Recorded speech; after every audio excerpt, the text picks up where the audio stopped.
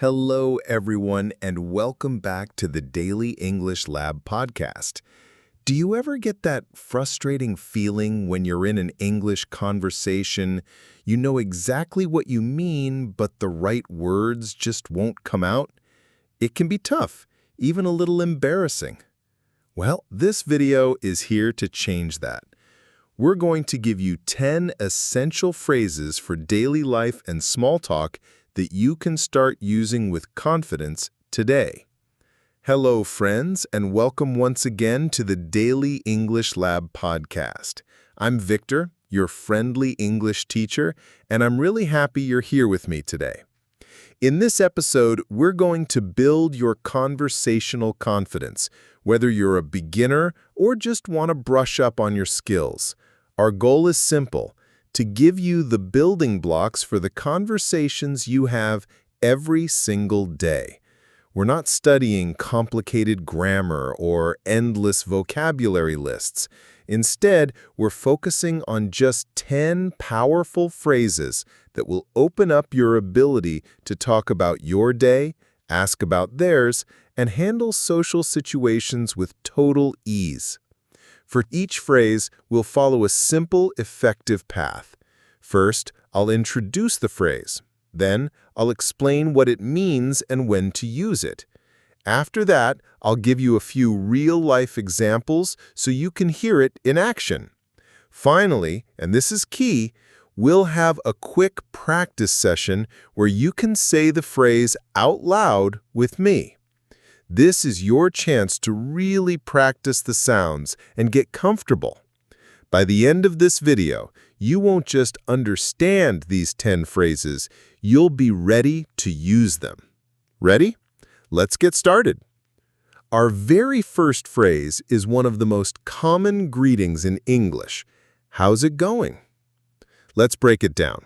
How's it going? How's is just short for how is. This is an informal, friendly, and relaxed way to ask, how are you?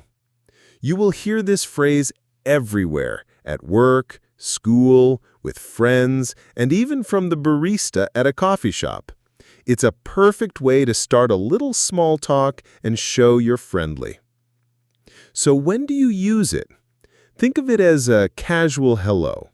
You can use it with people you know, like friends and coworkers, but also with people you don't know in informal spots, like a shopkeeper. While how are you can sometimes feel a bit formal, how's it going is almost always warm and relaxed. Now, let's look at some examples to see how it works. Example 1. You see a coworker in the morning. You can smile and say, "Hey, morning! How's it going?" Example 2. You're meeting a friend for lunch. As you sit down, you could say, "Hey, good to see you. How's it going?" It's a supernatural way to start your catch-up. Example 3. You walk into a local store and the owner is there. You could greet them with, "Hi there, how's it going?" Of course, you need to know how to respond. If someone asks you, "How's it going?" the most common response is, "Good, you?" Or, "It's going well, thanks. How about you?" Other great casual replies are, "Pretty good," "Not bad," or a personal favorite of mine is, "Can't complain." Notice how it's always polite to ask the question right back. Now, let's practice together. This is your chance to speak out loud. I'll say the phrase, and you repeat it after me. Ready? Repeat after me. How's it going?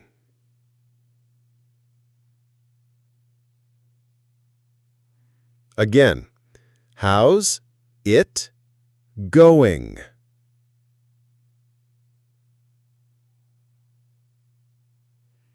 Excellent. Now let's practice a response. Repeat after me. It's going well, thanks. Pretty good. How about you? Not bad. Can't complain. Great work. Let's try a quick role play. Imagine you're walking into a cafe and I'm the barista. Good morning. How's it going? You could have said, "It's going well, thanks. Just need my morning coffee." See how simple that is? You just started a friendly chat with one easy phrase. Keep practicing this one, and you'll sound natural in no time. Our second phrase is perfect for when you see someone you haven't talked to in a few days or weeks. What have you been up to? Let's talk about how it sounds. What have you been up to? In fast, natural speech, what have you often gets squished together to sound like whatcha. So you might hear, what you been up to? This is just a friendly way of asking, what have you been doing lately? Or what's new with you? It invites the other person to share a bit about what's going on in their life. You'd use this with someone you already know. It shows you remember them and you're actually curious about what's new, making it a bit more personal than just, how's it going? Let's jump into some examples. Example 1. You run into an old colleague at the grocery store. After saying hello, you could ask, "It's been a while. What have you been up to?" Example 2. You're on the phone with a friend who lives in another city. You could say, "So, tell me, what have you been up to lately?" Example 3. You're at a family gathering and see a cousin. You could start with, "Hey, what have you been up to? I feel like I haven't seen you in ages." Responding is all about giving a short update. You don't need to list every single thing you've done. Simple answers are best. For instance, not much, just the usual. Or, "I've been really busy with work, but it's going well." Or if you have something to share, "I've been getting ready for my trip to Spain next month." And just like before, it's always good to ask back, "Not much. What about you?" Okay, time to practice. Let's say it together. Repeat after me. What have you been up to? Now the faster, more casual version. Repeat after me. What you been up to? Fantastic! Let's practice a few answers. Repeat after me. I've been busy with work. Oh, the usual. Not a lot, really. How about you? Wonderful. Let's do a quick role play. Imagine we're friends who haven't seen each other in about a month. Hey, wow. Long time no see. How are you? I'm great. It's so good to see you. How's it going? Can't complain. So, what have you been up to? You might have said something like, "I've just been working a lot, but I started a pottery class on weekends. It's been fun. What about you?" This phrase is a great tool for making your conversations a little deeper and showing real interest in people. Our third phrase is super useful for talking about your immediate plans. I'm just about to. Let's practice the sound. I'm just about to. This phrase means I am going to do something very soon, or I'm starting something right now. It's perfect for when someone calls or asks what you're doing and you're right in the middle of starting a task. It's very common and sounds very natural. You can use this phrase all the time. It helps you explain your situation smoothly, and you can also use it to politely end a conversation. For example, if you're on the phone and need to go, you could say, "Hey, it was great to talk, but I'm just about to head out." Let's look at some examples. Example 1, your phone rings. It's a friend. You answer and say, "Hey, can't talk long. I'm just about to make dinner." This politely lets your friend know you're busy. Example 2, a coworker stops by your desk, but you have a meeting in 1 minute. You could say, "Hi, I'd love to catch up later, but I'm just about to jump on a conference call." You're at home and your roommate asks if you want to watch a movie. You might say, "Not right now, thanks. I'm just about to do my homework. The structure is simple. I'm just about to plus a verb. For example, I'm just about to leave. I'm just about to start. I'm just about to go to bed. Time to practice. Let's say it out loud. Repeat after me. I'm just about to... Again, a bit faster. I'm just about to... Great! Now let's try some full sentences. Repeat after me. I'm just about to leave for work. I'm just about to cook some pasta. I'm just about to watch the new episode. You're doing an amazing job. Let's try a role play. Imagine we're roommates. I see you with your coat and bag. Hey, are you heading out? Your answer could be, yeah, I'm just about to go to the grocery store. Do we need anything? See how smoothly that fits in? This phrase makes your English sound much more fluid, especially on the phone or when you're explaining what you're doing. This next phrase is one you'll use again and again, especially if you live with other people. It's the classic question, what's for dinner? The pronunciation is simple. What's for dinner? It's just a shorter way of saying, what is for dinner? This is the most common way to ask what's being prepared for the evening meal.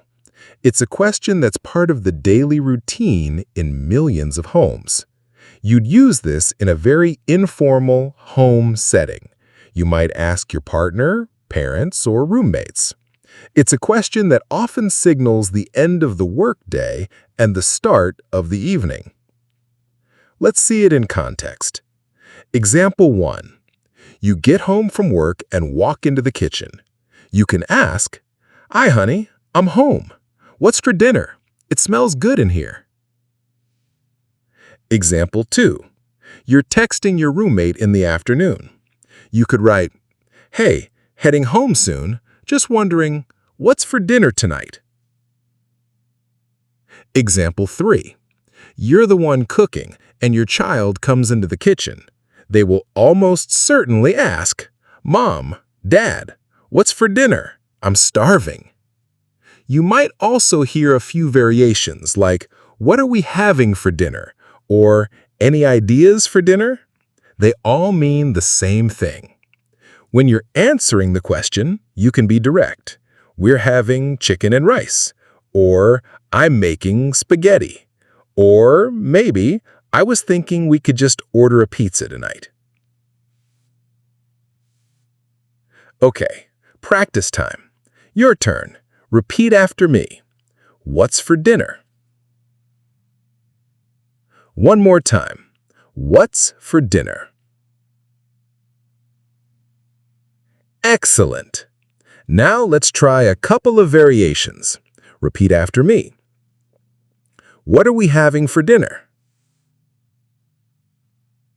Any ideas for dinner? Now for our role play. Let's imagine we're family. I'll be the parent who just got home from work. Ah, what a long day. I'm so glad to be home.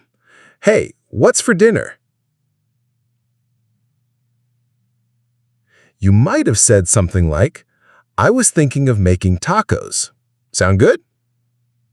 This phrase is simple, but it's a huge part of daily life and conversation at home. Our fifth phrase is essential for when you need a little help. Could you give me a hand? Let's break that down. Could you give me a hand? The expression "to give a hand" just means to help someone, usually with a physical task. This question is a very polite and gentle way to ask for help. Now, why do we say "could you" instead of "can you"? Using "could" makes the request sound softer and more polite. "Can you give me a hand" is fine with close friends, but Could you give me a hand is a safer, more polite choice in almost any situation. You'd use this phrase when you need physical help with something. Example 1. You're trying to carry heavy grocery bags into the house. You could call out to someone inside, "Hey, could you give me a hand with these bags, please?" Example 2. You're trying to move a heavy piece of furniture. You could say to your friend, "This is too heavy for me. Could you give me a hand for a second?" Example 3. You're at the office trying to load a big box of paper. You could ask a colleague, "Excuse me, sorry to bother you, but could you give me a hand with this for a moment?" The response to this is usually an action, but people will often say, "Of course, sure, no problem at all," or "Happy to." It's your turn to practice. Let's say this polite request together. Repeat after me. Could you give me a hand? Pause. Now let's add please to make it even more polite. Repeat after me. Could you give me a hand, please? Pause. Excellent. Now let's practice how you could respond. Repeat after me. Of course. What do you need? Pause. Sure, no problem at all. Pause. Time for a mini role play. Let's imagine we're in an office. I'm struggling to lift a heavy box. Ugh, this box is heavier than I thought. Excuse me, could you give me a hand with this for a moment? Pause. For you to answer? A perfect response would be, "Sure thing. Where does it need to go?" Knowing how to ask for help politely is a crucial skill. "Could you give me a hand?" is the perfect phrase for the job. We are halfway through our list. You're doing an incredible job. If you're finding this lesson helpful, please take a second to hit that like button. It really helps the channel grow so I can make more lessons for you. And I have a question. Which of these first 5 phrases has been the most useful for you? Let me know in the comments below. I really do love reading your feedback. All right, let's get back to it and learn our next 5 phrases. Our 6th phrase is one that, let's be honest, we all need to use sometimes. It is, "I'm running a little late." Let's say that together. I'm running a little late. This is a polite and common way to tell someone you won't arrive on time. Running late is a fixed expression that means you're behind schedule. Adding a little softens the message, making it sound less serious, even if you're very late. You'd use this anytime you have an appointment or a scheduled meeting. It's so important to say this as soon as you know you won't arrive on time. It shows respect for the other person's time. You'd usually say this in a phone call or text message. Let's look at some examples. Example 1. You're meeting a friend for coffee at 2 p.m., but you're stuck in traffic. You should send a quick text. "Hey, so sorry, I'm running a little late. The traffic is terrible. Should be there in 15. Notice how it helps to give a reason and an updated arrival time. Example 2. You have a work meeting at 10 a.m., but your train is delayed. You should call a colleague and say, "Hi, just wanted to let you know I'm running a little late. My train got delayed, but I'm on my way." Example 3. You're going to a dinner party. You can send a message that says, "So excited to see you. Just a heads up, we're running about 10 minutes late. See you soon." It's always a good idea to follow this phrase with a quick apology, like, "I'm so sorry," and a new ETA. Let's get to our practice. Repeat this useful phrase after me. I'm running a little late. Pause. Again. I'm running a little late. Pause. Great. Now let's practice with an apology. Repeat after me. So sorry, I'm running a little late. Pause. I'm running about 15 minutes late. Pause. Fantastic. Let's do a quick role play. Imagine you're supposed to meet me at the movies. The film starts in 5 minutes.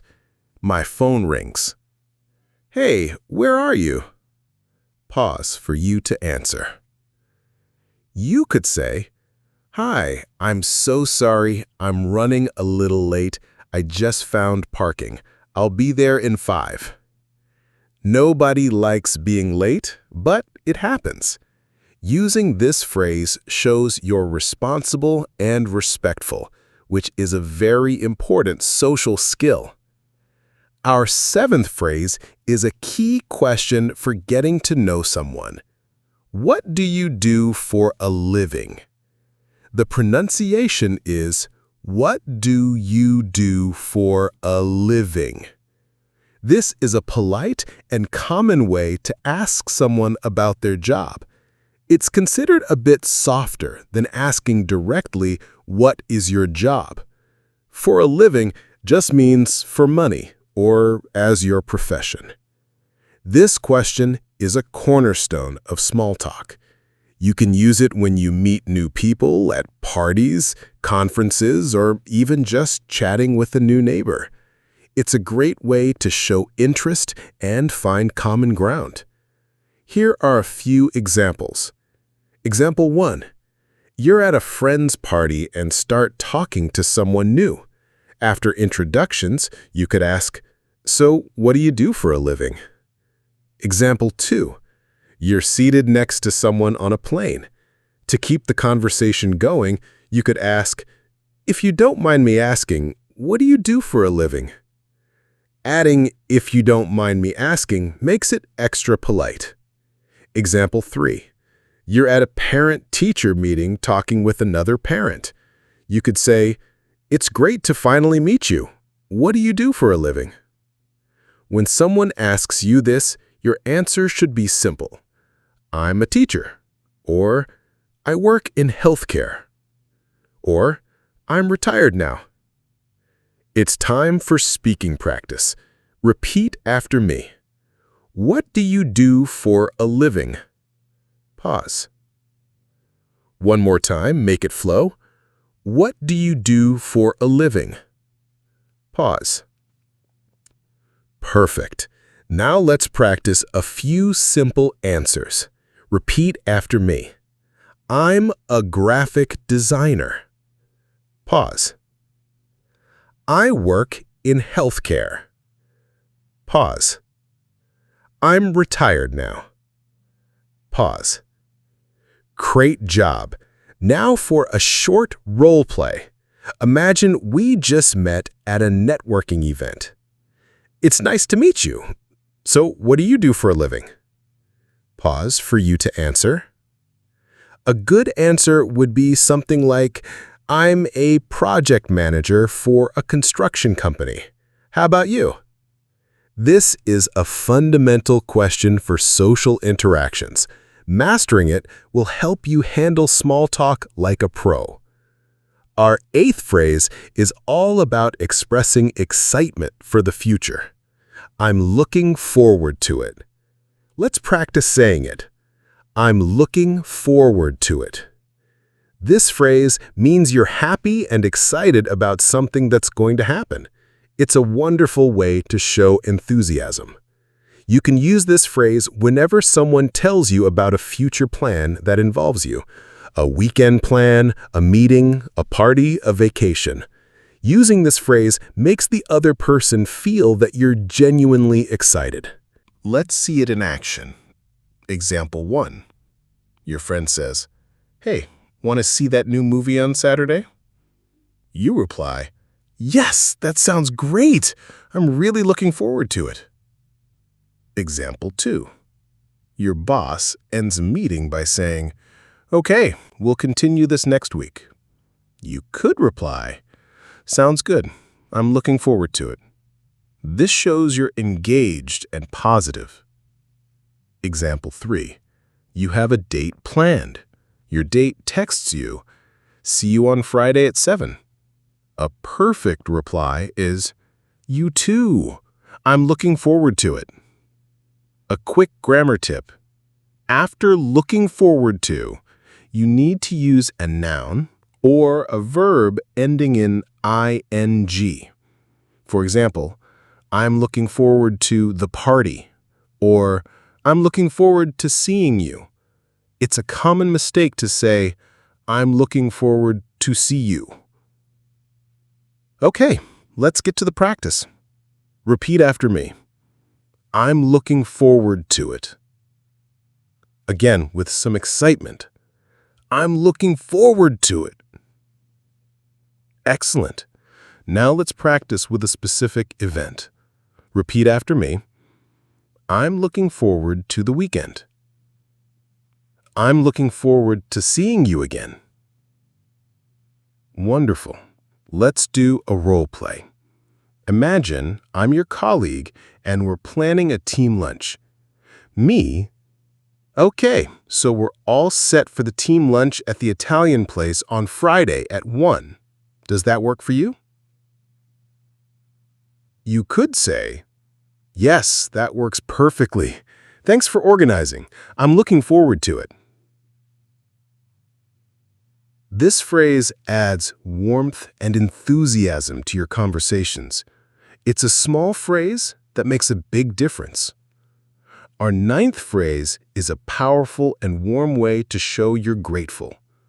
Thanks a million.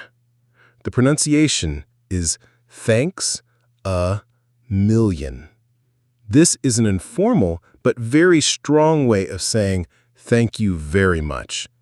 It shows you're extremely thankful for something someone has done. A similar phrase is thanks a bunch. Both add extra punch to your gratitude. You should use thanks a million when someone really goes out of their way to help you or gives you something very thoughtful.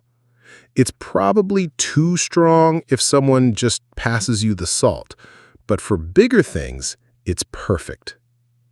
Let's look at some examples. Example 1, your car breaks down and a friend drives 30 minutes to pick you up.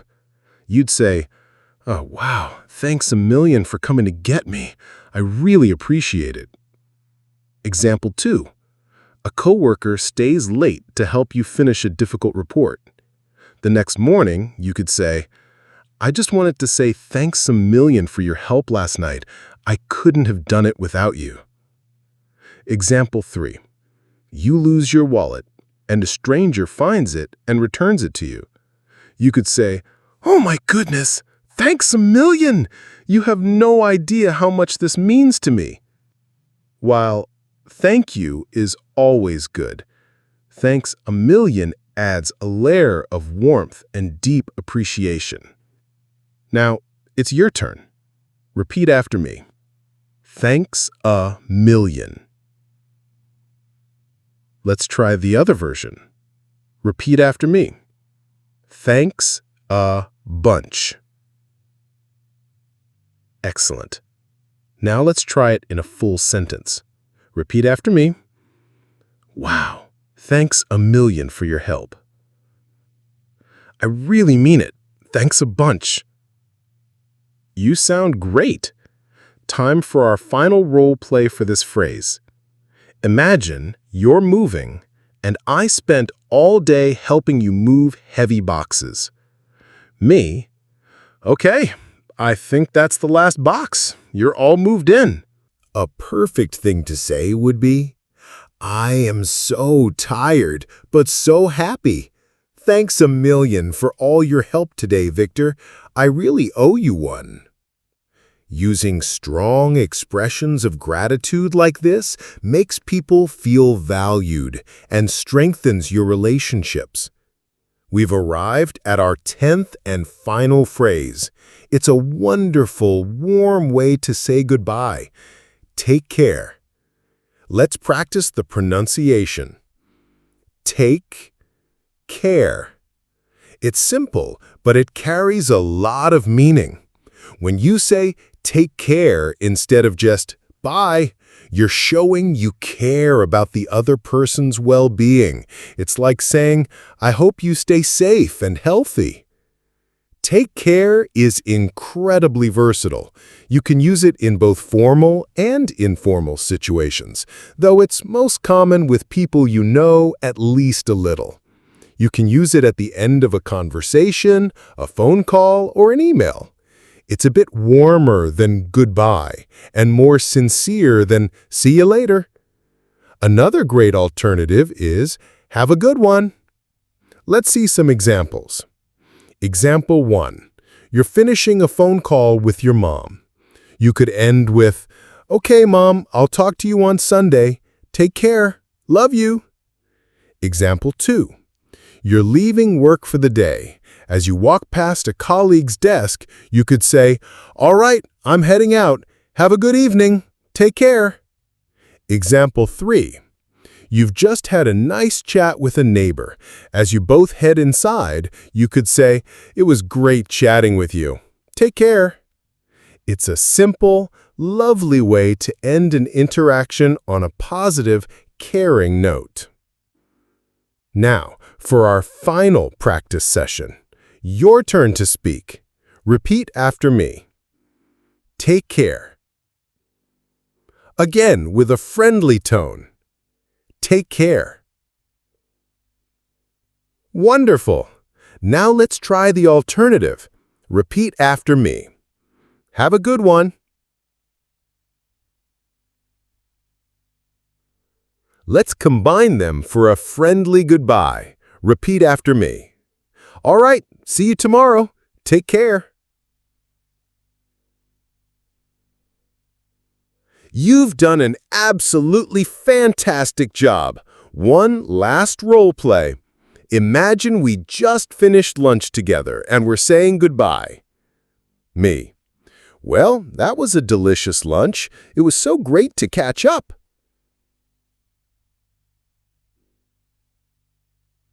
You could say, "It really was. We should do this again soon. All right, I've got to go. Take care." Take care is the perfect way to wrap up a conversation. It leaves the other person with a warm feeling. And there you have it, the first 10 English phrases you should learn for daily life. Let's do a super quick recap. How's it going? A friendly, casual, "How are you?" What have you been up to? To ask what someone's been doing lately. I'm just about to say you're starting something right now. What's for dinner?